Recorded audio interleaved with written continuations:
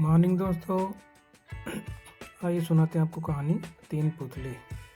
इससे पहले आप लोग हमारे चैनल पर नए हो तो प्लीज़ चैनल को सब्सक्राइब कर दीजिए। चैनल का नाम है चुनमुन टीवी 5638। महाराजा चंद्रगुप्त का दरबार लगा हुआ था।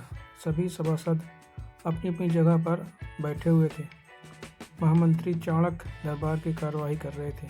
महाराजा चंद्रगुप्त को खिलौनों का बहुत शौक था। उन्हें हर रोज़ एक नया खिलौना चाहिए था। आज भी महाराजा के पूछने पर कि क्या नया है, पता चला कि एक सौदागर आया है और कुछ नए खिलौने लाया है। सौदागर का ये दावा है कि महाराज या किसी ने भी आज तक इस खिलौने ने नहीं देखा होगा और न कभी देखोगे। सुनकर महाराज ने सौदागर को बुलाने की आज्ञा दी। सौदागर आया और प्रणाम करने के बाद अपनी पिटारी में से तीन पुतले निकालकर महाराज के सामने रख दिए और कहा कि अन्नदाता, ये तीनों पुतले अपने आप में बहुत विशेष हैं। देखने में भले एक जैसे लगते हैं मगर वास्तव में बहुत निराले हैं। पहले पुतले का मूल्य 1,00,000 मोहरे हैं, दूसरे का मूल्य 1,000 मोहरे हैं और तीसरे पुतले का मूल्य केवल 1,000 है। एक मोहर है। सम्राट ने तीनों पुतलों को बड़े ध्यान से देखा। देखने में कोई अंतर नहीं लगा। फिर मूल्य में इतना अंतर क्यों है? इस प्रश्न ने चंद्रगुप्त को बहुत परेशान कर दिया। हार के उसने सभासदों को पुतले दिए और कहा कि इनमें क्या अंतर है, मुझे बताओ। सभासदों ने तीनों पुतलों को घुमा फिरा कर सब तरफ से देखा मगर किसी को भी इस बुद्धि का सुलझाने का जवाब नहीं मिला।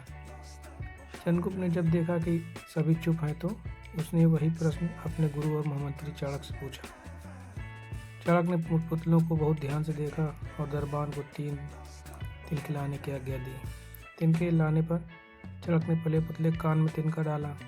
सबने देखा कि तिनका सीधा पेट में चला गया। थोड़ी देर बाद पुतले के ओठ हिले और फिर बंद हो गए। अब चाणक्य ने अगले तिनका दूसरे पुतले के कान में डाला।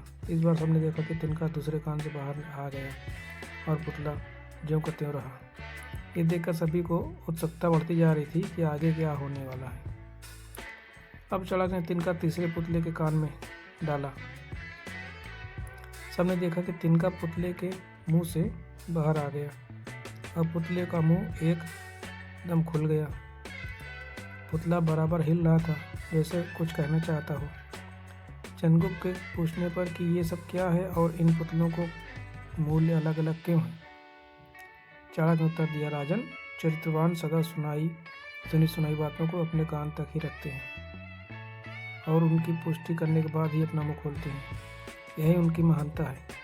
पहले पुतले से हमें यही ज्ञान मिलता है। यही कारण है कि इस पुतले का मूल्य 1,00,000 मोहरे हैं।